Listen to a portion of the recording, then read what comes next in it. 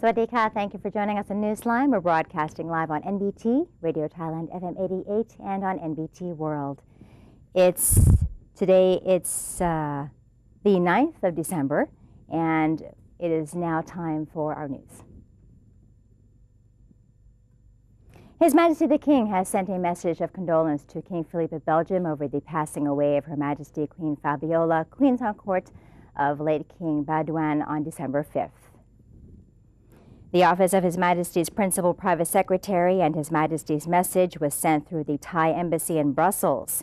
The royal message read, "The Queen and I have learned with great sorrow of the passing away of Her Majesty Queen Fabiola, whom we all in Thailand have long held in the highest regard and esteem.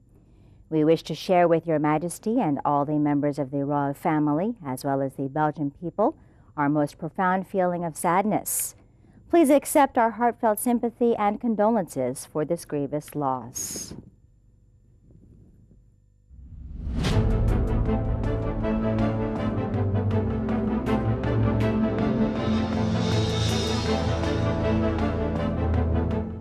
Welcome to today's segment of Thailand Moves Forward, and in today's top headlines, the Prime Minister has assured that justice will be delivered to people from all walks of life.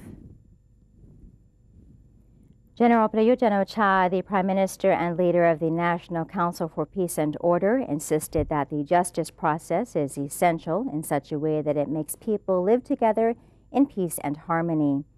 The Prime Minister said that all problems, no matter how small they are, need to be fixed by sustainable solutions, while people, particularly with low income, must be taken care of, and the problem of social inequality has to be solved. General Prayut added that the government will try to improve and update the laws in order to better serve the public, while promoting the principle of governance and encouraging the public to initiate an inspection of the government work. The Prime Minister of Thailand has attended the award ceremony for Thai organizations with transparent management systems. The Prime Minister attended the occasion and gave a speech on the topic Transparency in Organizational Management in Thailand at the 2014 Transparent Organization Award event. The Transparent Organization Award aims to encourage government and private organizations to ensure transparent organizational management in terms of morality, ethics, and honesty, which is something that should be made public. 4 organizations received this year's award, namely the Department of Health, the Metropolitan Electricity Authority, the Electricity Generating Authority of Thailand, and the Tisco Financial Group Public Company Limited, while 19 other organizations have received the complimentary awards. Prime Minister Prayut Chan-o-cha said that the government was ready to promote the digital economy in order to modernize the country for the benefit of all aspects of the Thai economy, and Kun Palata Mungsili has more for us. Digital economy refers to an economy that is based on digital technologies which are rapidly transforming both business practices and societies. The Prime Minister stressed the need to set clear guidelines for developing a digital economy. He explained that the digital system was playing an increasingly important role in the people's daily life. Digital technologies enable people all over the world to connect without borders and to have easier and quicker access to information through the Internet. Apart from being used for communication, digital technologies could also be adopted for financial and trade transactions, the transport system, and the tourism industry. They facilitate operations and help save time and money. The Prime Minister said that many countries had prepared their telecommunication infrastructure to accommodate the digital economy. As for Thailand, he said his administration was ready to support and facilitate digital economy and the creation of innovations to help reduce production costs for entrepreneurs. He pointed out that in order to move towards a digital economy, Thailand needed to develop telecommunication infrastructure and networks in the form of the national broadband backbone, which would connect with the international gateway. It also needed to establish a large data center to collect all types of information and provide public services. Various businesses are starting to use the digital system to facilitate their services and increase the quality of their products. Prime Minister Prayut said that the government was aware of the importance of developing a digital economy. It would encourage all groups of people, including older persons, underprivileged people, and disabled persons, to make use of technologies. Towards this aim, information and communication technology will be expanded to cover all districts and areas in the country, so that people will be able to benefit from the online business and the local economy will become stronger.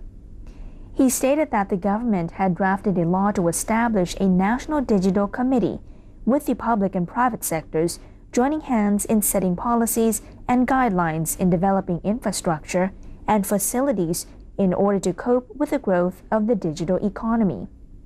Another law will be proposed to change the Ministry of Information and Communication Technology to the Ministry of Digital for Economy and Society. The two laws will be submitted to the Cabinet for consideration before being forwarded to the National Legislative Assembly in late December 2014 or January 2015. After that, another 6 laws will be revised in order to accommodate the digital economy in the future. This is Palada Muangsiri reporting. And the British ambassador to Thailand has met with the Thai Deputy Prime Minister on economics to discuss Thailand's ability to support investments, reports a Thai official. The British ambassador to Thailand, His Excellency Mark Kent, met with the Deputy Prime Minister on economics, Mam Ratchawong Prediathon Thewakul, at Government House to discuss economic matters. The Thai Deputy Prime Minister said that the two sides discussed investment potential in Thailand, especially the progress of the digital economy project, as well as the overall economic status of Thailand, without discussing the political situation. He mentioned that the rubber price issue was troubling southern rubber farmers and said that the government has been working to stimulate the rubber price since October. However, each stimulus measure involves many procedures and requires some time to take effect. Regarding the request from rubber farmers to raise the rubber price to 80 baht per kilogram, the Deputy Prime Minister said that the price-raising process is underway and each step will take some time.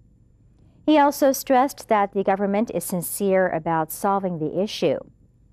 The Deputy Prime Minister also set an estimate of the National Gross Domestic Product, or GDP, for the first quarter of the 2015 fiscal year at a 3% expansion.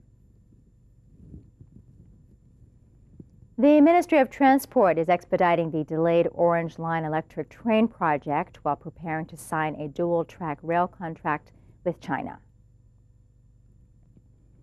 Minister of Transport Air Chief Marshal Prajin Tantong said the ministry had planned to push for the delayed electric train project and would request the cabinet to approve it in January 2015.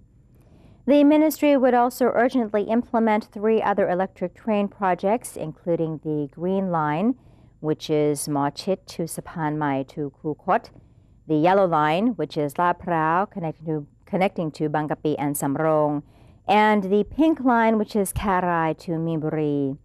They would be submitted to the cabinet for consideration in mid-2015, said the minister. As for the dual-track rail project, the minister said Thailand and China would sign the contract this year during the Chinese Prime Minister's visit to Thailand on the 25th of December, or the Thai Premier's trip to China.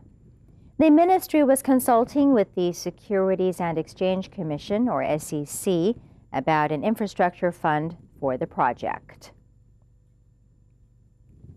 Thailand has finally managed to become the world's largest rice exporter once again, exporting more than 10 million tons so far this year. Commerce Minister General Chachai Sarikanya said the country is also trying to win back its place as the world's largest jasmine rice exporter after losing the title to Hong Kong. He added that the stockpiled rice would be sold or exported as quickly as possible, as grains are perishable goods. General Chachai said the inspection of rice in stock nationwide has been completed. Out of the 17 million tons of rice, only 10% are in good condition. The rest are of lower than standard quality, including 14 million tons, which have turned yellow, and 700,000 tons, which have begun to deteriorate. Authorities are now investigating how another number of 200,000 tons has gone missing. The Ministry of Commerce will ask the Rice Policy Committee to consider more channels to release the rice in stock. It is expected that 400,000 tons of rice will be released within this month.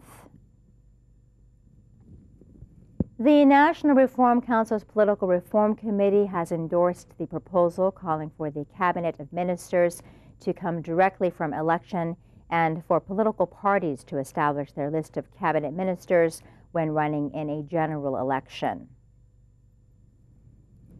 Sombat Thamrong Thanyawong, chairman of the Political Reform Committee, National Reform Council, revealed the proposal also called for the Cabinet of Ministers to only perform the function of the executive branch. Meanwhile, the committee has agreed on the legislative branch composing of a House of Representatives and a Senate. Unlike previously, members of the lower and upper houses cannot be ministers at the same time.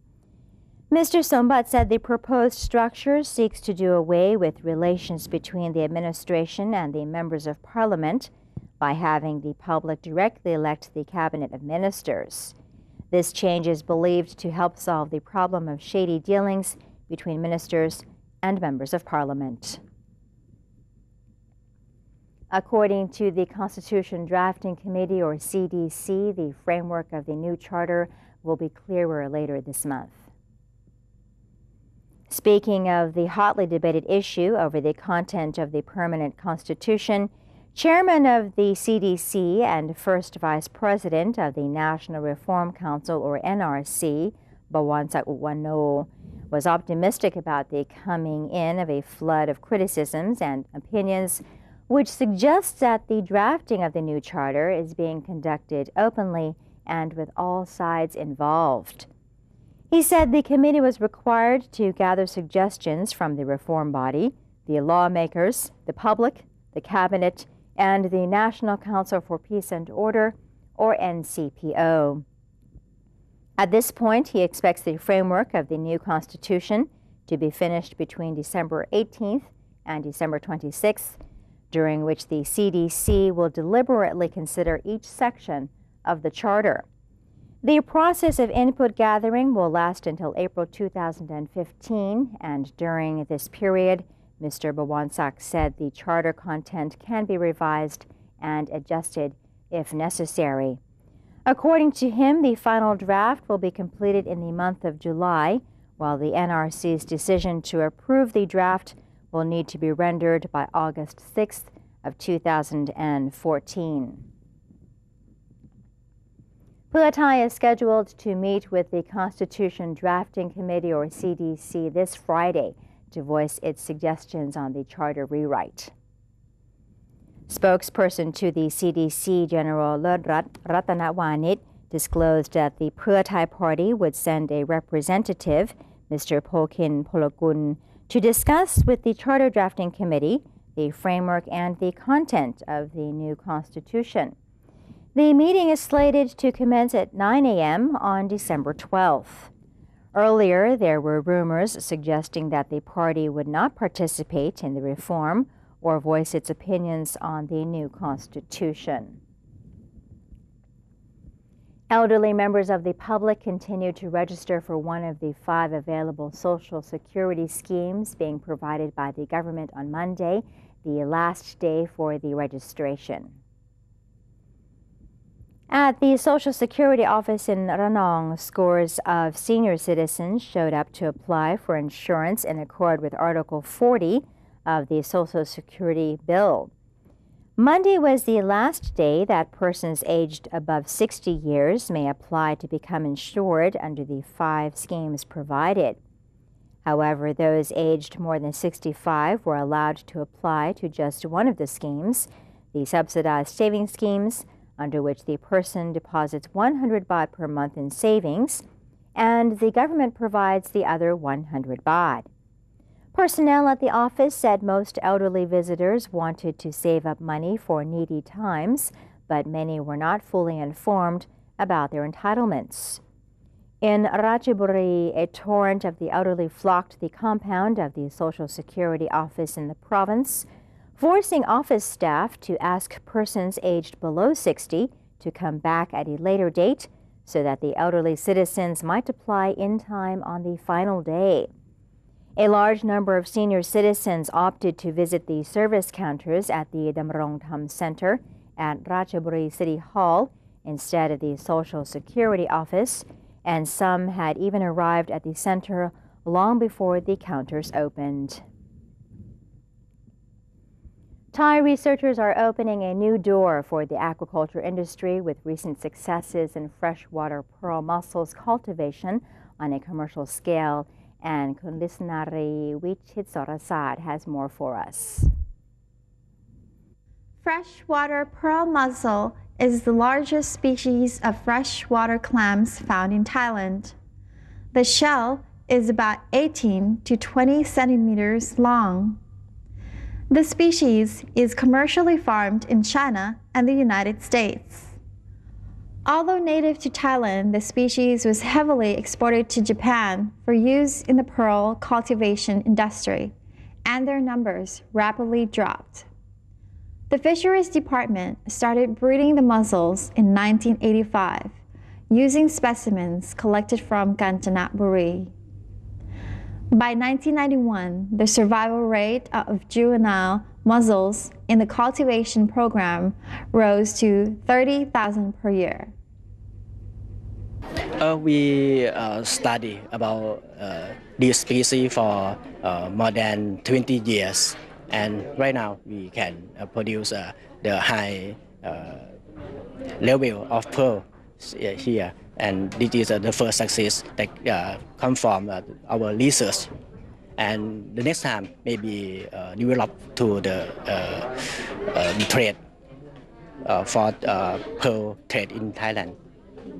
Dr. Wachira Gitti Masak, a fisheries specialist at the Freshwater Fisheries Research and Development Center in Kanchanaburi, said that the center had improved on the breed of the mussels to yield a strain that produced large pearls with favorable color and luster. However, the survival rate is still only around 1 to 6%, and the coloring and size of the pearls were not yet stable, and there is a need for more research on the appropriate cultivation environment, food, and factors that affect pearl production. He also suggested that studies be commissioned to determine how to produce freshwater pearls that had the size, shape, and quality demanded by the market.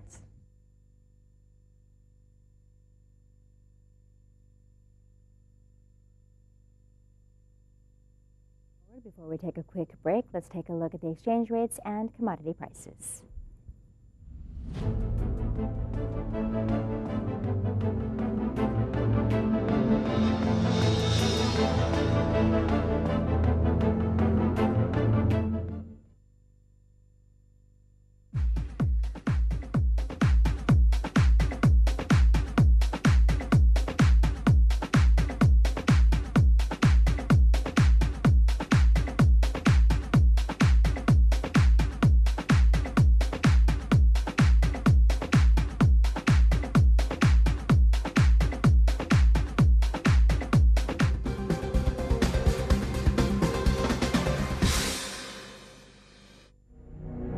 Maintain a strong nation, Thailand is promoting 12 core values for the good of the people. third core value, being grateful to parents and teachers.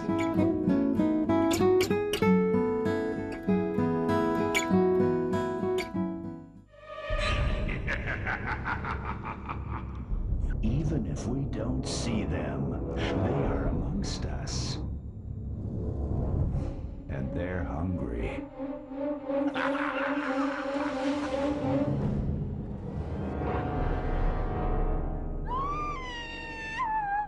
Slay your power-sucking monsters. Take their power away. Think when you plug. Faithful Buddhists are invited to donate to the building of a huge Buddha statue known as Praputta Metta. It's to be constructed at Tepratown Temple, Soidao, Jantaburi. With a 20,000 baht donation, the donor's name will be engraved on the foundations of the statue. Those wishing to contribute may make their donations at the Royal Thai Embassy or at the Consulate General in each country, 7-Eleven convenience stores, and stores with counter service signs, Krung Thai Bank, Siam Commercial Bank, or Bangkok Bank. Please contact the phone numbers shown for more details.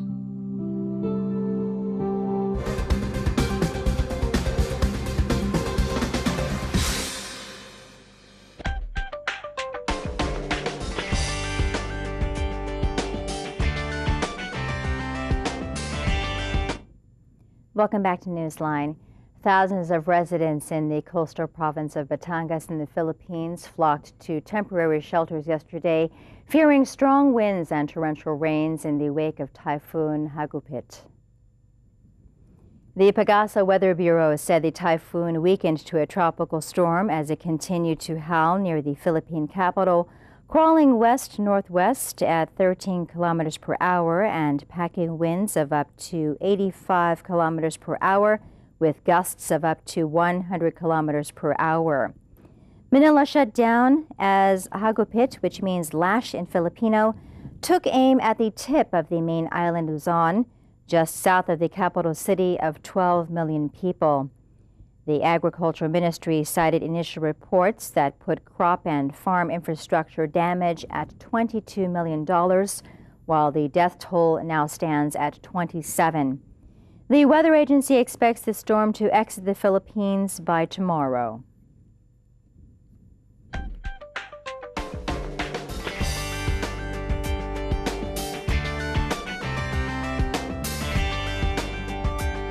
And in news from elsewhere in the world, the Sierra Leone-China Friendship Hospital had received 408 suspected Ebola cases as of Saturday in the capital Freetown.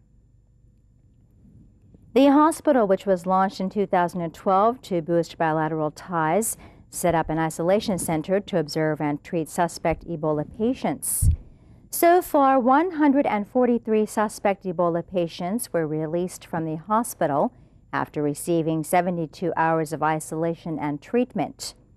Each patient was arranged in a single room in the hospital in order to prevent cross-infection. The hospital offers suspected patients bracelets carrying their ID information and bed numbers for effective management. This year's Ebola outbreak has sickened more than 17,500 people, mostly in Guinea, Liberia, and Sierra Leone. Of those, about 6,200 have died. The disease is currently spreading fastest in Sierra Leone. And that's it for today's edition of Newsline. For any comments or suggestions, please feel free to email them to us at newsline.nbt@gmail.com. You can also follow us on Facebook by simply typing in NNT, and you can check out our website at thainews.prd.go.th/newsing. We're saying goodbye today with a market in Pisanulok, where traders in this place are Hill Tribe children. Have a good day. I'm Sandra Han Utsaha. Sawasdee ka.